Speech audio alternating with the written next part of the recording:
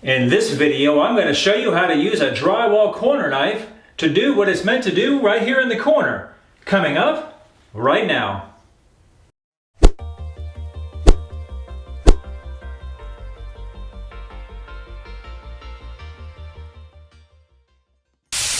Hey everybody, Rudy here from the Home Improvement Channel with another video helping you fix things around the house. In this video, we're going to be using this drywall corner knife. I'm going to show you how to use this in the corner. It might look like it on the camera that this is already done, but the customer did this and they didn't do a very good job. So the tape is already there. Obviously, you're going to want to tape this first, and you would just fold the tape in half and take your mud and put one on each side and then do that, and then let the tape dry, and then go back with this with your coats. But they've already put the tape on here, so I can't show you that part. But I think you can figure out how to put the tape on. But the point of the video is to show you how to use this corner knife. So without further ado, let's dive right in. All right, when I do drywall in any corner, usually when you take the knife, if you put mud just on both sides of the knife and try to put it in the corner, it's not going to go in the corner very well. So what I do is I kind of pile it up on one side like that. I don't know if you can see it, but it's on one side. And if I'm working this side of the wall, I'm going to want to pile up that corner. And then of course I'm going to pile up this corner to work on the other side of the wall. That's just the way I do it. You might have your own way to do it, but there you have it. So you're going to want to use this regular taping knife to put the mud in the corner, just like you normally would for a corner. And if you can, take it all the way down. I know it's exceeding the frame of the camera right here, but I'll show it to you in a minute.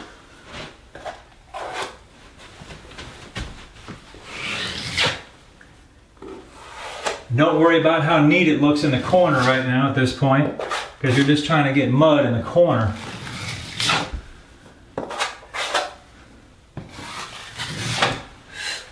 And then of course when you get to the bottom, work your way up the wall.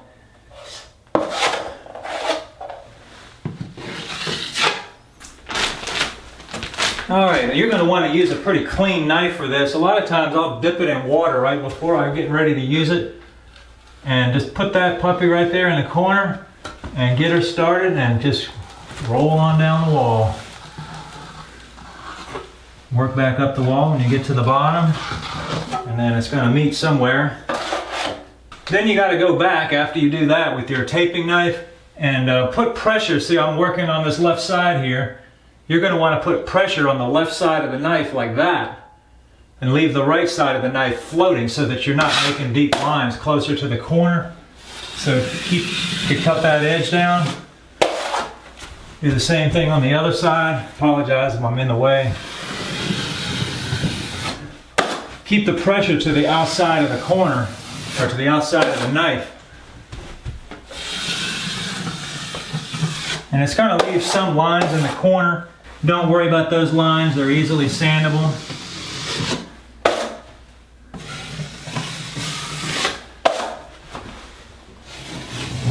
Keep that edge cut off and you won't have to sand it for 6 months.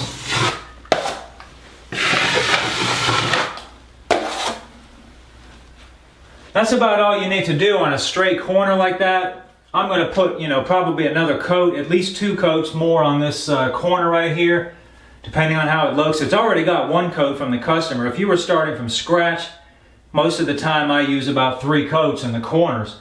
And I'm not going to show you how to do all that or to sand it. When you go sand it, if you want to see how to do that, I've got some other drywall videos, and in some of those videos I show how to sand the edges so that they're feathered completely out. But if this was a normal house, this is a mobile home, I'm not finishing the up of the ceiling right here because it wasn't called for in the job.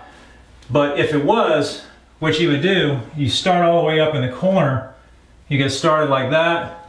Do the same thing here. You start in the corner, all the way to the corner. You make sure you keep this side of the knife off the mud, and do that, and then do that again like that, to make your 3-way intersection. 1, 2 and 3, and then you know, that's how you do the top of the wall there.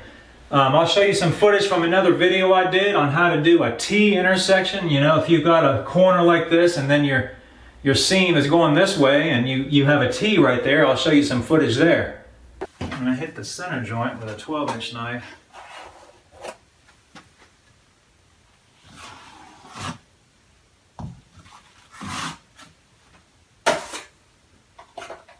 I usually like to go wider than 12 inches on a flat joint like that because it just blends better.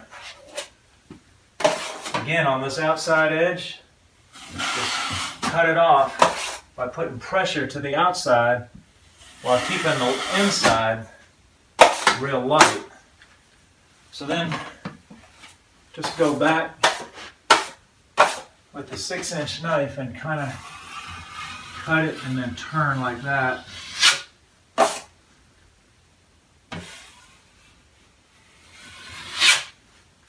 That's it. Alright guys, well that's how I do drywall corners. If you have any questions, comment below.